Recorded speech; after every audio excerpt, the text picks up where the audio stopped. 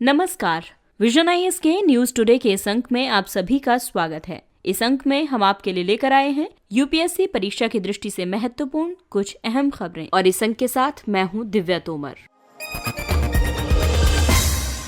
इस अंक की सबसे पहली खबर आईयूसीएन से संबंधित है। आईयूसीएन के अनुसार नागरिक अशांति और सैन्य अभ्यास ने 200 से ज्यादा संकटग्रस्त प्रजातियों के समक्ष खतरे में वृद्धि की है। अंतर्राष्ट्रीय प्रकृति संरक्षण संघ यानी आईयूसीएन ने संघर्ष और संरक्षण शीर्षक से एक रिपोर्ट जारी की है। ये प्रकृति और सशस्त्र संघर्ष के बीच स्थापित जटिल संबंधों पर केंद्रित है। रिपोर्ट का उद्देश्य प्रकृति संरक्षण के महत्व को राजनीतिक और आर्थिक निर्णय निर्माण संबंधी मुख्य धारा में लाने में सहायता करना है। इस रिपोर्ट की कई मुख्य विशेषताएं हैं, जैसे संघर्ष से उत्पन्न प्रमुख खतरे, खाद्य आदि के लिए वन्य जीवों का वध, पारितंत्रों का ह्रास और संरक्षण प्रयासों में व्यवधान। सशस्त्र संघर्ष विश्व के कुछ सर्वाधिक जैव विविधता वाले क्षेत्रों में विशेष रूप से संचालित थे। प्राकृतिक रिजर्व और अन्य संरक्षित क्षेत्रों की सीमाओं के भीतर संघर्षों की आवृत्ति कम थी। प्रकृति का ह्रास संघर्ष की संभावना बढ़ने से संबंधित था। आइए अब जानते हैं इस रिपोर्ट की कुछ अनुशंसाएं। रिपोर्ट के मुताबिक प्राकृतिक संसाधनों का संरक्षण, पुनरुद्धार और सतत प्रबंधन उस क्षेत्र की स्थिति और उत्पादकता में सुधार कर सकते हैं। इससे उस क्षेत्र के प्राकृतिक संसाधनों पर दबाव कम होगा जो संघर्षों का कारण बनते हैं। संरक्षित क्षेत्रों के कर्मचारियों और अन्य संरक्षणवादियों के लिए रक्षोपायों की व्यवस्था करना आवश्यक है। पर्यावरणीय युद्ध करने वालों के विरुद्ध प्रतिबंध आरोपित किए जाने चाहिए। निवारण एवं शमन को सुदृढ़ करने के लिए क्षेत्रों एवं पैमानों में विधि प्रवर्तन प्रयासों को समन्वित करना चाहिए। अगली खबर ग्रीन हाउस गैस उत्सर्जन से संबंधित है। वैश्विक मीथेन आकलन, मीथेन उत्सर्जन शमन के लाभ और लागत संबंधी रिपोर्ट जारी की गई। ये रिपोर्ट जलवायु और स्वच्छ वायु गठबंधन और संयुक्त राष्ट्र पर्यावरण कार्यक्रम द्वारा जारी की गई। रिपोर्ट में कहा गया है कि वर्ष 2045 तक वैश्विक तापमान में 0.3 डिग्री सेल्सियस तक की वृद्धि को रोकने के लिए मानव जनित मीथेन उत्सर्जन में 45% तक की कटौती की जानी चाहिए। वैश्विक मीथेन उत्सर्जन का आधे से अधिक 3 क्षेत्रों में मानव गतिविधियों से उत्पन्न होता है, जिसमें जीवाश्म ईंधन से 35%, अपशिष्ट से 20% और कृषि क्षेत्र से 40% मीथेन का उत्सर्जन होता है। कृषि क्षेत्र में खाद और आंतरिक किण्वन के माध्यम से पशुधन द्वारा मीथेन उत्सर्जन महत्वपूर्ण योगदान करता है। रिपोर्ट में ये भी कहा गया है कि देशों और क्षेत्रों के बीच शमन क्षमताओं में भिन्नताएं भी विद्यमान है, जैसे भारत और यूरोप में अपशिष्ट प्रबंधन के माध्यम से मीथेन उत्सर्जन को कम करने की व्यापक क्षमता मौजूद है। जीवाश्म ईंधन उद्योग में कम लागत वाली मीथेन कटौती की सर्वाधिक संभावनाएं विद्यमान हैं। इन उपायों में से 80% को तेल और गैस उद्योग द्वारा नकारात्मक या कम लागत पर लागू किया जा सकता है। इसमें ये सुझाव दिया गया है कि 3 प्रकार के व्यवहार्य परिवर्तन, खाद्य की बर्बादी और नुकसान को कम करने, पशुधन प्रबंधन में सुधार करने और स्वस्थ आहार अपनाने से मीथेन उत्सर्जन में प्रतिवर्ष 65 से 80 मिलियन टन तक की कमी हो सकती है। आइए अब आपको बताते हैं मीथेन के बारे में। ये एक अल्पकालिक जलवायु प्रदूषक है, यानी इसे short lived climate pollutants SLCP कहा जाता है और कार्बन डाइऑक्साइड से 10 गुना अधिक शक्तिशाली ग्रीन हाउस गैस है। ये पूर्व औद्योगिक स्तर से वैश्विक ताप वृद्धि के 30% तक के लिए उत्तरदायी है। ये खतरनाक वायु प्रदूषक है और धरातलीय ओजोन के निर्माण में योगदान करती है। जलवायु और स्वच्छ वायु गठबंधन जलवायु के संरक्षण के लिए और अल्पकालिक जलवायु प्रदूषकों को कम करने के लिए कई कार्यों के माध्यम से वायु की गुणवत्ता में सुधार करने के लिए प्रयासरत सरकारों, नागरिक समाज और निजी क्षेत्र की स्वैच्छिक भागीदारी है। इसमें प्रारंभिक ध्यान मीथेन, ब्लैक कार्बन और हाइड्रोफ्लोरोकार्बन पर है। भारत वर्ष 2019 में CCAC में शामिल हुआ था। अगली खबर कोविड-19 से जुड़ी है। एक समिति ने राजधानी में भयावह स्थिति को देखते हुए कैदियों को रिहा करने की अनुशंसा की है। कोविड-19 के प्रसार को रोकने के लिए जेलों में भीड़ कम करने के लिए गठित उच्चाधिकार प्राप्त समिति ने कहा है कि अनुच्छेद 21 के तहत जीवन का अधिकार समाज से अलग, विचाराधीन या दोषी व्यक्तियों को भी बिना शर्त प्राप्त है। इसने लगभग 4000 विचाराधीन कैदियों को 90 दिनों के लिए अंतरिम जमानत पर रिहा करने का मानदंड निर्धारित किया है। पिछले वर्ष मार्च महीने में जब महामारी फैल गई थी, तब तिहाड़ जेल में भीड़ कम करने के लिए लगभग 6000 विचाराधीन कैदी जमानत पर रिहा किए गए थे। भारत की जेलों में अत्यधिक भीड़ की स्थिति है। वर्ष 2019 में जेलों में उनकी क्षमता की तुलना में लगभग 118.5% तक कैदी थे। सभी कैदियों में से 69% विचाराधीन थे। ज्यादा भीड़ की वजह से बेचैनी, तनाव, अक्षमता और सामान्य शासन प्रबंधन से कई सारी बाधाएं उत्पन्न होती हैं। बड़ी संख्या में कैदी पहले से ही दोष सिद्धि होने पर मिलने वाली सजा से अधिक समय जेल में व्यतीत कर चुके होते हैं। समिति ने इस पर सुझाव दिया है कि इसमें अपराध दंड सौदा लागू किया जाए, यानी अभियुक्त कम सजा सुनाए जाने के एवज में विचारण से पहले ही दोषी होने के अभिवचन की सहमति प्रदान करता है। इसके अलावा खुली जेल में जिनमें न्यूनतम पर्यवेक्षण के साथ ही कैदियों को जेल कोठरी में बंद न किया जाए। विधि आयोग ने उन कैदियों को रिहा करने की संस्तुति की है जिन्होंने जेल में एक निश्चित अवधि पूर्ण कर ली है। रिपोर्ट में ये भी सुझाव दिया गया है कि जिला और सत्र न्यायाधीशों को नियमित रूप से जेलों का दौरा करना चाहिए, जैसा कि मॉडल प्रिजन मैनुअल 2016 में डिजाइन किया गया है।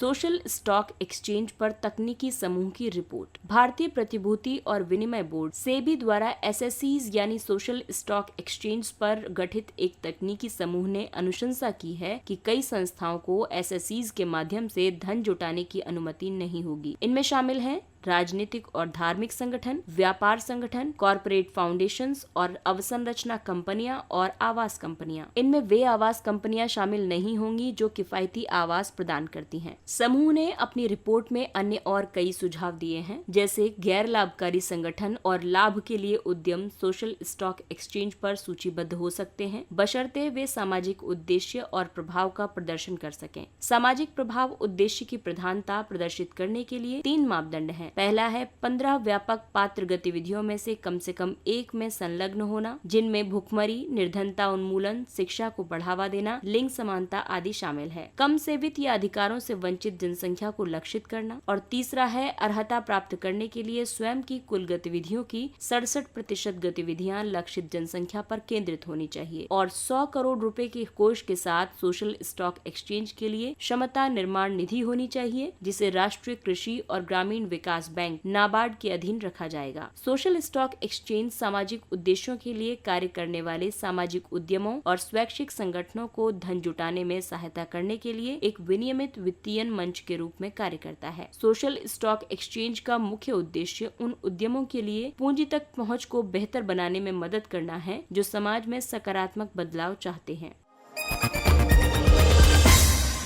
अगली खबर स्टार्टअप से संबंधित है। भारतीय प्रतिभूति और विनिमय बोर्ड सेबी ने स्टार्टअप्स को बढ़ावा देने और भारतीय प्रतिभूति बाजार में सुधार के लिए कई उपाय प्रस्तावित किए हैं, जिनमें सबसे पहले बात करते हैं इनोवेटर्स ग्रोथ प्लेटफॉर्म की। इसके तहत पात्रता और लिस्टिंग मानदंडों को सुगम बनाना तथा साथ ही साथ कंपनी को डीलिस्ट होने अथवा मुख्य बोर्ड में स्थानांतरित होने के लिए मानदंडों को शिथिल करना शामिल है। उदाहरण के लिए नेशनल स्टॉक एक्सचेंज और बॉम्बे स्टॉक एक्सचेंज। इस प्लेटफॉर्म का उद्देश्य है स्टार्टअप्स द्वारा सुगमता से वित्त जुटाना। वर्ष 2019 में स्थापित आईजीपी का प्रयोजन प्रौद्योगिकी उन्मुख स्टार्टअप्स या शुरुआती स्तर के निवेशकों से युक्त कंपनियों को मुख्य बोर्ड की तुलना में बहुत अधिक रियायती ढांचे के साथ सूचीबद्ध होने का अवसर उपलब्ध कराना है। प्लेटफॉर्म द्वारा अभी किसी भी लिस्टिंग पर विचार करना शेष है। दूसरा उपाय है सूचीबद्ध कंपनियों के लिए प्रकटीकरण आवश्यकताओं में परिवर्तन करना। इसका उद्देश्य है सूचना विषमताओं को कम करना, निवेशकों के समूहों के चयन के लिए संवेदनशील सूचनाओं को आगे भेजने से रोकना, जिससे लघु शेयरधारकों के सामने अलाभकारी स्थिति उत्पन्न होती है। भारतीय प्रतिभूति बाजार के कॉर्पोरेट अभिशासन ढांचे को मजबूत करने का मार्ग प्रशस्त करना। और तीसरा है वेंचर कैपिटल अंडरटेकिंग की परिभाषा से प्रतिबंधित गतिविधियों या क्षेत्रों की सूची को हटा देना। वेंचर कैपिटल फंड्स को अधिक लचीलापन प्रदान करना। वीसीएफ एक प्रकार का निवेश कोष है जो उन आरंभिक चरण की स्टार्टअप कंपनियों में निवेश करता है जो उच्च प्रतिफल की क्षमता प्रदान करते हैं लेकिन उच्च स्तर के जोखिम के साथ आते हैं।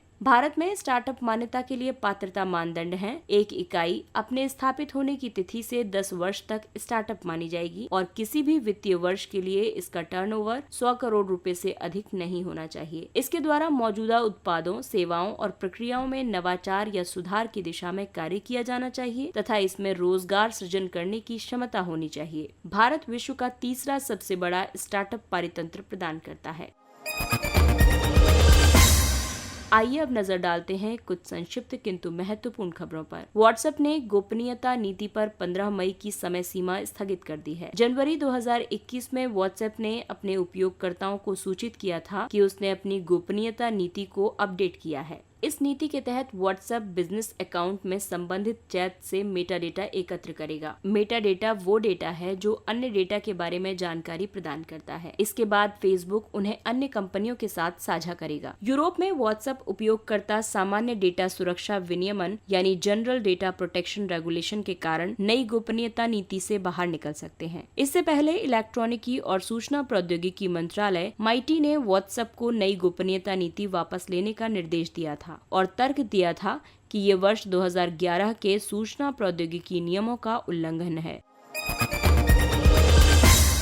राष्ट्रीय वित्तीय रिपोर्टिंग प्राधिकरण NFRA ने उन कंपनियों और लेखा परीक्षकों का अंतिम डेटाबेस तैयार किया है जो इसके विनियामकीय दायरे में आते हैं। ये वर्ष 2018 में कॉर्पोरेट कार्य मंत्रालय द्वारा गठित एक विनियामक निकाय है। इसे कंपनी अधिनियम 2013 के तहत स्थापित किया गया है। ये उन कंपनियों द्वारा वर्ष 2013 के तहत लेखा और लेखा परीक्षा मानकों के अनुपालन की निगरानी के लिए है, जिन्हें सार्वजनिक हित संस्थाओं के रूप में वर्णित किया गया है। इस समूह में सभी सूचीबद्ध कंपनियां और बड़ी गैर सूचीबद्ध कंपनियां शामिल हैं।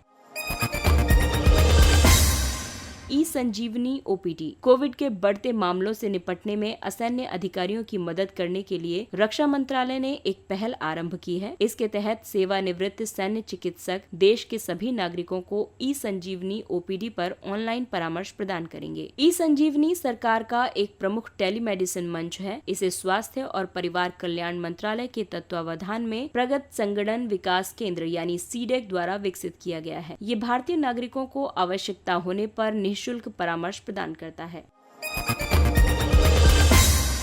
काबासुरा कुडिनीर ये एक सिद्ध औषधि है जिसकी आयुष मंत्रालय के तहत केंद्रीय सिद्ध अनुसंधान परिषद CCRS द्वारा कोविड-19 रोगियों में इसकी प्रभावकारिता का अध्ययन करने के लिए नैदानिक परीक्षणों के अधीन जांच की गई थी। ये हल्के से मध्यम कोविड-19 संक्रमण के उपचार में उपयोगी पाई गई है। सिद्ध चिकित्सा की एक पारंपरिक तमिल प्रणाली है। इसका उद्भव 10,000 ईस्वी पूर्व से 4,000 ईस्वी पूर्व के बीच हुआ था।